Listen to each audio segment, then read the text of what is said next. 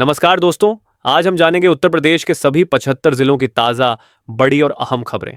लेकिन उससे पहले आपसे एक छोटी सी गुजारिश, इस वीडियो को लाइक और कमेंट ज़रूर करें और साथ ही यह भी बताएं कि आप किस ज़िले, शहर या गांव से इस वीडियो को देख रहे हैं। मौसम अपडेट। उत्तर प्रदेश के कई जिलों में अगले 7 दिनों तक झमाझम बारिश होने की संभावना है।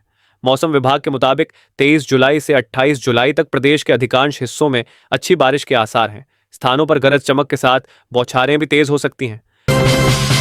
पीएम किसान योजना चेतावनी। प्रधानमंत्री किसान सम्मान निधि योजना की 20वीं किस्त का किसानों को बेसब्री से इंतजार है। इसी बीच कृषि एवं किसान कल्याण मंत्रालय ने लाभार्थियों को एक अहम चेतावनी दी है। मंत्रालय ने कहा है कि सोशल मीडिया पर वायरल हो रहे किसी भी मैसेज या लिंक पर विश्वास करने से पहले उसकी सत्यता की जांच जरूर कर लें। किसी भी फर्जी लिंक या भ्रामक जानकारी से सावधान रहें, क्योंकि एक छोटी सी गलती आपकी मेहनत की कमाई और योजना से मिलने वाला लाभ दोनों छीन सकती है। मंत्रालय ने यह भी स्पष्ट किया है कि योजना के नाम पर कई फर्जी मैसेज, सोशल मीडिया पोस्ट और गलत रजिस्ट्रेशन लिंक वायरल हो रहे हैं। इन पर क्लिक करना या अपनी निजी जानकारी साझा करना आपके लिए नुकसानदायक हो सकता है। इससे न सिर्फ आपकी राशि रुक सकती है, बल्कि ठगी का शिकार भी होना पड़ सकता है। पंचायत चुनाव पर अपडेट। उत्तर प्रदेश में त्रिस्तरीय पंचायत चुनाव की प्रक्रिया टल सकती है। नगर विकास विभाग ने पंचायती राज विभाग से अनुरोध किया है कि नए नगरीय निकायों के सृजन और सीमा विस्तार पर लगी रोक को हटाया जाए। पंचायती राज विभाग ने 21 मई को इस संबंध में जो आदेश जारी किया था, उसे निरस्त करने का अनुरोध किया गया है। इससे पंचायत चुनाव की प्रक्रिया में देरी तय मानी जा रही है। कांवड़ यात्रा खबर। यूपी सरकार ने कांवड़ रूट पर क्यूआर कोड व्यवस्था को बरकरार रखने का निर्णय लिया है। सुप्रीम कोर्ट का बड़ा फैसला। सुप्रीम कोर्ट ने दुकानों पर क्यूआर कोड लगाने के आदेश पर रोक लगाने से इनकार कर दिया है। याचिका में कहा गया था कि यह आदेश सुप्रीम कोर्ट के पिछले साल दिए गए अंतरिम आदेश के खिलाफ है और दुकानदारों को उनकी पहचान उजागर करने के लिए बाध्य नहीं किया जा सकता। महिलाओं को स्टाम्प शुल्क में राहत। योगी सरकार ने महिलाओं को प्रॉपर्टी खरीदने पर बड़ी छूट देने का ऐलान किया है। अब यदि महिला के नाम पर 1 करोड़ रुपए तक की संपत्ति खरीदी जाती है तो स्टाम्प शुल्क में 1% की छूट मिलेगी। पहले यह छूट सिर्फ 1 लाख रुपए तक की संपत्ति पर मिलती थी। लखनऊ के लोक भवन में मुख्यमंत्री योगी आदित्यनाथ की अध्यक्षता में हुई कैबिनेट बैठक में कुल 38 प्रस्तावों में से 37 को मंजूरी दी गई है। युवाओं को टेबलेट की सौगात। उत्तर प्रदेश सरकार ने युवाओं को डिजिटल रूप से सक्षम बनाने की दिशा में बड़ा फैसला लिया है। अब स्वामी विवेकानंद युवा सशक्तिकरण योजना के तहत मोबाइल की जगह मुफ्त टेबलेट दिए जाएंगे। कैबिनेट मंत्री नंद गोपाल नंदी ने बताया कि इसके लिए 2000 करोड़ रुपए का बजट स्वीकृत किया गया है। अगले 5 वर्षों में 2 करोड़ टेबलेट बांटे जाने का लक्ष्य है। अब तक 60 लाख स्मार्टफोन और टेबलेट वितरित किए जा चुके हैं। चीन की कंपनियों के लिए यूपी बना निवेश का केंद्र। अमेरिका द्वारा चीन की कंपनियों पर भारी टैरिफ 25% से 100% लगाए जाने के बाद उत्तर प्रदेश सरकार ने चीन की 371 कंपनियों को आकर्षित करने के लिए रणनीति तैयार की है। भारत में ऐसे टैरिफ अधिकतम 12% हैं, जिससे यूपी में निवेश की संभावनाएं बढ़ गई हैं। नवंबर में 5 करोड़ रुपए की योजनाओं का भूमि पूजन किया जाएगा। पुरानी पेंशन योजना की वापसी। उत्तर प्रदेश के सरकारी कर्मचारियों के लिए अच्छी खबर है। अब वे कर्मचारी जो 28 मार्च 2005 से पहले निकले विज्ञापन के आधार पर नौकरी में आए हैं, उन्हें पुरानी पेंशन योजना का लाभ मिल सकेगा। मंत्री अनिल राजभर ने बताया कि ऐसे कर्मचारी 30 नवंबर 2025 तक आवेदन कर सकते हैं। यह फैसला उन कर्मियों के हित में लिया गया है जो लंबे समय से पुरानी पेंशन की बहाली की मांग कर रहे थे। हरदोई के किसानों के लिए बड़ी राहत। हरदोई जिले के किसानों को सिंचाई योजनाओं में भारी सब्सिडी मिलेगी।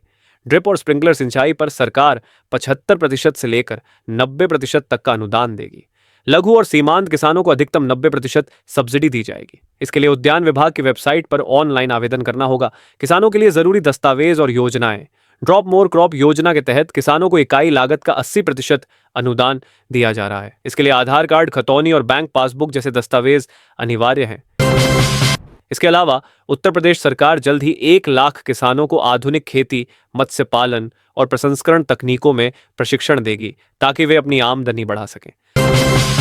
बस्ती में कावड़ यात्रा के दौरान बवाल। उत्तर प्रदेश के बस्ती जिले में कावड़ यात्रा के दौरान विवाद हो गया। आरोप है कि एक मुस्लिम युवक ने राम मंदिर को लेकर आपत्तिजनक टिप्पणी की, जिससे कावड़ ले जा रहे श्रद्धालु आक्रोशित हो गए। उन्होंने आरोपी के खिलाफ कार्रवाई की मांग की और प्रदर्शन शुरू कर दिया। मामला बढ़ने पर तोड़फोड़ और आगजनी हुई, जिससे इलाके में दहशत फैल गई। पुलिस स्थिति संभालने की कोशिश करती रही। मुख्यमंत्री योगी आदित्यनाथ का कृषि पर फोकस। मुख्यमंत्री योगी आदित्यनाथ ने कृषि को उत्तर प्रदेश की समृद्धि की रीढ़ बताते हुए कहा कि राज्य के 3 करोड़ किसान कृषि को सबसे बड़ा रोजगार क्षेत्र बनाते हैं। उन्होंने कहा कि वैज्ञानिक शोध और डेमोन्स्ट्रेशन के माध्यम से कृषि उत्पादन को 3 गुना तक बढ़ाया जा सकता है। उन्होंने विजन 2027 के लिए शॉर्ट और लॉन्ग टर्म योजनाएं बनाने की जरूरत बताई। यूपी बोर्ड पंजीकरण शुल्क में नया नियम। उत्तर प्रदेश माध्यमिक शिक्षा बोर्ड ने 7 साल बाद पंजीकरण शुल्क के वितरण में बदलाव किया है। अब कक्षा 9 और 11 के छात्रों द्वारा दिए जाने वाले 50 रुपए पंजीकरण शुल्क में से 10 रुपए संबंधित स्कूल को मिलेगा। शेष राशि में से 20 रुपए यूपी सरकार और 20 रुपए यूपी बोर्ड के खाते में जाएगा। यह नई व्यवस्था सत्र 2025 से 26 से लागू होगी। ड्रोन से गांवों में दहशत का माहौल। अमरोहा, संभल और मुरादाबाद के बाद अब रामपुर में भी ड्रोन उड़ानों को लेकर ग्रामीणों में डर का माहौल है। गांवों में रात के समय अपरिचित व्यक्तियों की पहचान जांची जा रही है। शंकास्पद लोगों को ग्रामीण घेर लेते हैं और उन्हें आईडी दिखाने के लिए मजबूर किया जा रहा है। सुरक्षा को लेकर लोग रात भर पहरा दे रहे हैं।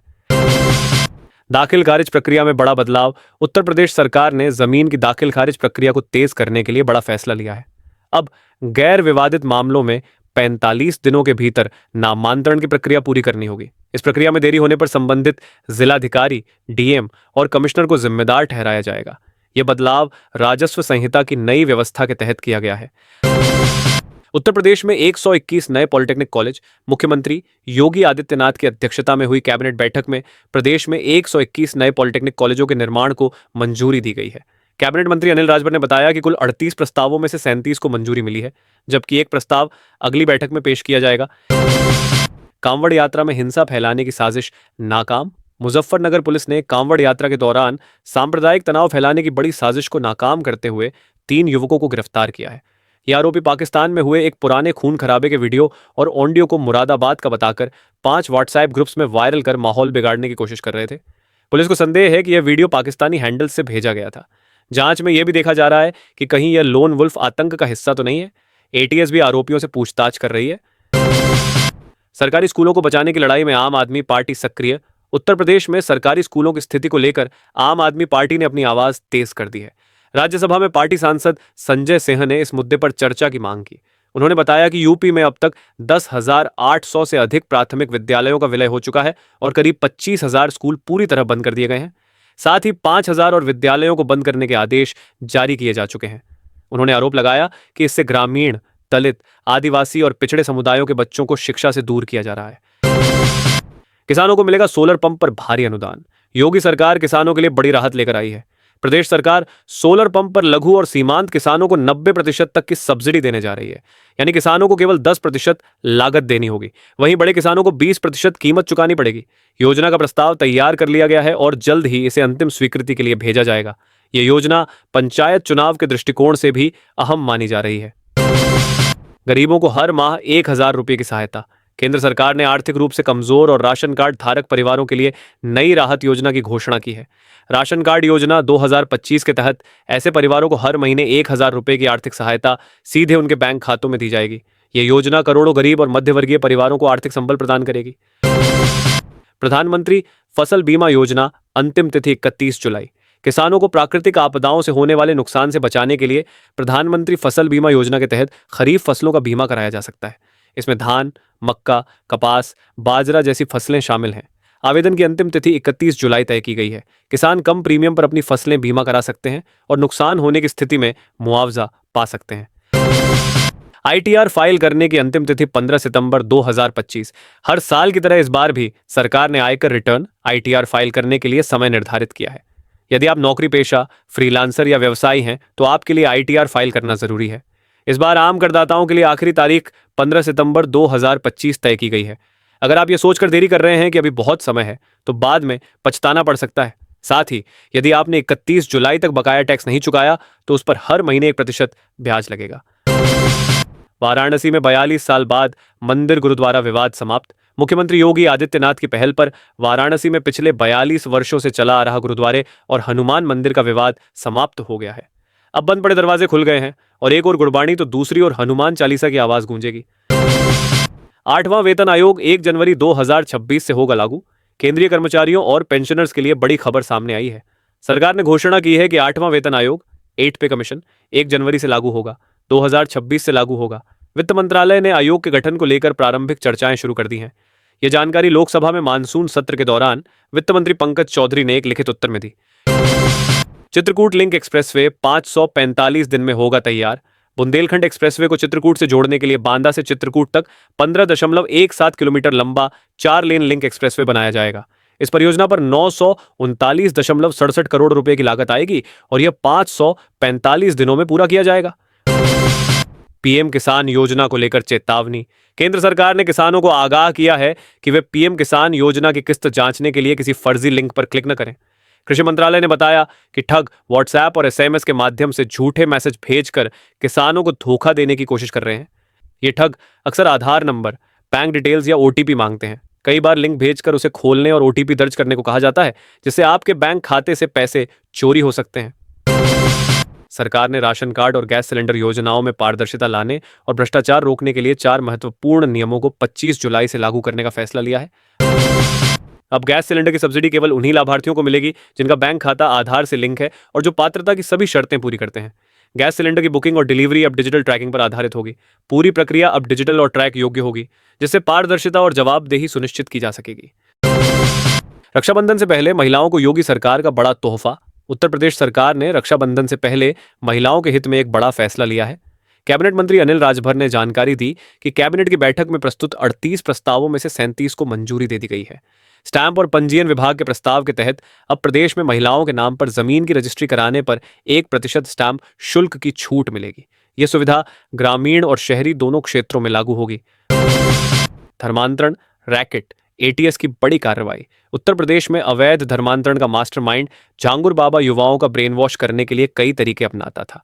उसने अपने आलीशान घर में बड़ी बड़ी एलईडी स्क्रीन लगाई थी, जिन पर कट्टर मौलानाओं के वीडियो और जाकिर नायक की तकरीरें चलती थीं। यह शो 3 घंटे तक चलता और इसका उद्देश्य मुस्लिम युवाओं को भड़काना था। सूत्रों के अनुसार झांगुर ने बलरामपुर और आसपास के जिलों में युवाओं को प्रभावित करने के लिए हर संभव तरीका अपनाया। उसकी कोठी में गुप्त कमरे भी बनाए गए थे, जहां कथित रूप से भगाकर लाई गई हिंदू लड़कियों को रखा जाता था। पुरानी पेंशन योजना ओपीएस चुनने का एक और मौका। उत्तर प्रदेश सरकार ने 28 मार्च 2005 से पहले विज्ञप्ति पदों पर नियुक्त राज्य कर्मियों को पुरानी पेंशन योजना ओपीएसएन का विकल्प चुनने के लिए अंतिम तिथि 30 सितंबर तक बढ़ा दी है। कैबिनेट की मंजूरी से अब वे कर्मचारी भी लाभ उठा सकेंगे जो पहले किसी कारणवश विकल्प नहीं चुन पाए थे। तो उत्तर प्रदेश से जुड़ी आज की मुख्य खबरें यहीं समाप्त होती हैं।